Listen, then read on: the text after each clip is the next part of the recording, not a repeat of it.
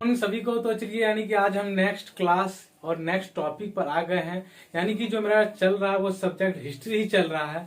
और आज का यानी कि नेक्स्ट टॉपिक, दो टॉपिक पर बात करेंगे। पहला है इटली का एकीकरण और दूसरा है जर्मनी का एकीकरण। यानी कि अब घुस गए हम वर्ल्ड हिस्ट्री पर। यानी कि अभी तक जो चल रहा था वो हिस्ट्री हमारे देश की थी और अब हम वर्ल्ड हिस्ट्री की बात करेंगे। तो पहला टॉपिक क्या है? इटली का एकीकरण। इसके बाद हम बात करेंगे जर्मनी का एकीकरण। और ध्यान दीजिएगा ये इटली का एकीकरण जो है टॉपिक ये आज ही कंप्लीट हो जाएगा। और नेक्स्ट जो ये दूसरा है इसमें कुछ पॉइंट छूट गया जो कि नेक्स्ट क्लास में हम बात करेंगे।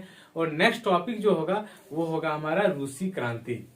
तो आइए पहले इसको हम कंप्लीट कर लेते हैं, यानी कि इटली का एकीकरण।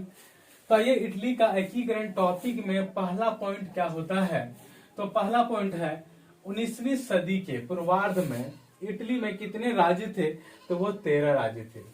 ध्यान दीजिएगा कब? तो 19वीं सदी में।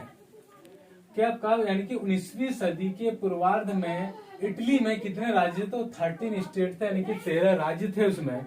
और नेक्स्ट पॉइंट की बात करें तो इटली के एकीकरण का जनक जो है जोसेफ मेजनी को माना जाता है, जो कि बहुत इंपॉर्टेंट पॉइंट है। ध्यान दीजिएगा इटली के एकीकरण का जनक किसे कहा जाता है? तो वो है जोसेफ मेजिनी। ये भी बहुत इंपॉर्टेंट पॉइंट है। इटली के एकीकरण का जनक कौन है? तो जोसेफ मेजिनी। आइए नेक्स्ट बात करते हैं मेजिनी का जन्म कहाँ हुआ, यानी कि जोसेफ मेजिनी का जो जन्म हुआ कहाँ हुआ है? तो जेनेवा में हुआ है, यानी कि जेनेवा में हुआ था।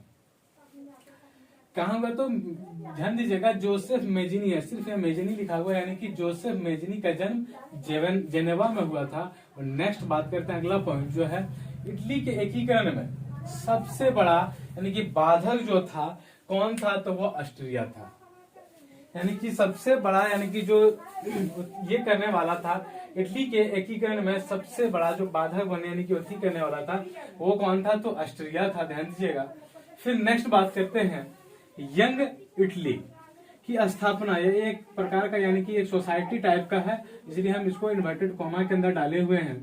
तो यंग इटली की स्थापना कब हुई? तो 1831 ईस्वी में जोसेफ मेजिनी ने की। यानी कि यंग इटली की संस्थापक कह सकते हैं तो कौन? तो जोसेफ मेजिनी। क्या है? यंग इटली के संस्थापक तो जोसेफ मेजिनी। और यंग इटली का स्थापना किस वर्ष में हुई? तो 1831 ईस्वी में। फिर है कार्बोनरी यानी कि सोसाइटी। ये भी एक प्रकार का सोसाइटी है, यानी कि जैसे कि हम संस्थापक का एक स्पेशल क्लास दे चुके हैं, उसमें जाके आप देख सकते हैं। और उसके संस्थापक स्थापना वर्ष भी बताए हैं, तो उसमें आप जाके देख सकते हैं। तो अभी बात करते हैं यहाँ कार्बोनरी सोसाइटी का जो संस्थापक कौन थे? तो गिवर्टी थे। कार्बोनरी सोसाइटी इसके संस्थापक कौन? तो गिवर्टी थे।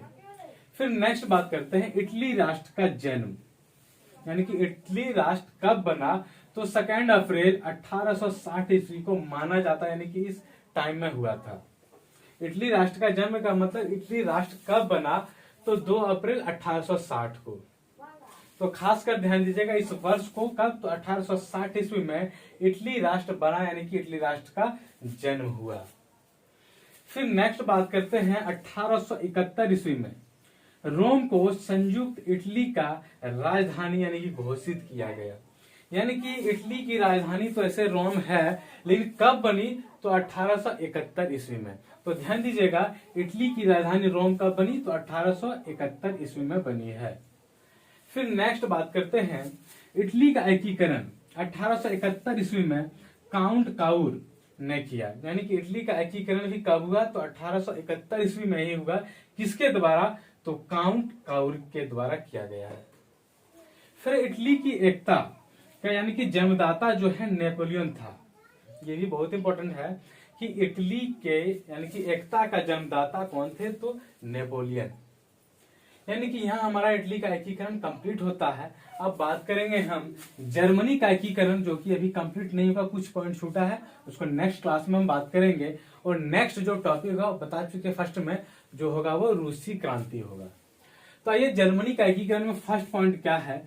तो पहला कहता है कि जर्मनी का एकीकरण किसने किया? तो बिस्मार्क ने किया। क्या है कि जर्मनी का एकीकरण किसने किया है? तो ध्यान दीजिएगा बिस्मार्क ने किया है। फिर जर्मनी का सबसे शक्तिशाली राज्य कौन था? तो प्रसा। यानी कि सबसे पहला पॉइंट क्या था कि जर्मनी का एकीकरण किसने किया? तो बिस्मार्क ने। और जर्मनी का सबसे शक्तिशाली राज्य प्रसा था। और अगला पॉइंट बात करते हैं, जर्मनी में राष्ट्रीयता का संदेश वाहक नेपोलियन बोनापार्ट को माना जाता है। क्या है कि जर्मनी में राष्ट्रीयता का संदेश वाहक किसे माना जाता है? तो नेपोलियन बोनापार्ट को। फिर है जर्मनी के आर्थिक राष्ट्रवाद का पिता फ्रेडरिक लिस्ट को माना जाता है। क्या है कि जर्मनी के आर्थिक राष्ट्रवाद का पिता किसे मानते हैं? तो फ्रेडरिक लिस्ट को माना जाता है। और नेक्स्ट बात करते हैं, जर्मनी राष्ट्रीय सभा को यानी कि डायट के नाम से भी यानी कि जाना जाता है।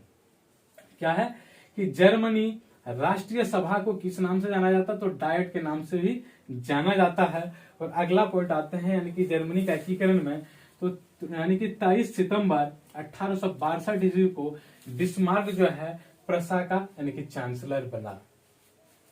यानी कि बिस्मार्क कब बना? तो प्रसा का चांसलर तो 23 सितंबर 1862 ईस्वी को। यानी कि खासकर ध्यान दीजिएगा इस वर्ष को, डेट को उतना ध्यान में नहीं रखेंगे तो चलेगा, लेकिन इस वर्ष को ज्यादातर ध्यान में रखना है। यानी कि बिस्मार्क जो है प्रसा का चांसलर कब बना? तो सीधे सीधे तौर पर याद रखना 1862 ईस्वी को। फिर बात करते हैं बिस्मार्क का जन्म यानी कि कब हुआ? तो 1 अप्रैल 1815 ईस्वी को यानी कि ब्रेडनबर्ग में हुआ। क्या है कि बिस्मार्क का पहला पॉइंट, बिस्मार्क का जन्म कब हुआ? तो 1 अप्रैल 1815 ईस्वी को। कहाँ हुआ है? तो ब्रेडनबर्ग में हुआ। और फिर है फ्रांस एवं प्रसा के बीच सेडान का युद्ध यानी कि कब हुई? तो 15 जुलाई 1870 ईस्वी को हुआ। फ्रांस एवं प्रसा के बीच कब हुआ? तो 1870 ईस्वी में हुआ। ध्यान दीजिएगा, आप बात कर रहे हैं वर्ल्ड हिस्ट्री की, थोड़ा सा इसमें टेढ़ा नाम मिलेगा, थोड़ा अजीब टाइप का लगेगा, तो टेंशन नहीं लेना। फिर मिलेंगे नेक्स्ट क्लास में, तब तक के लिए थैंक यू।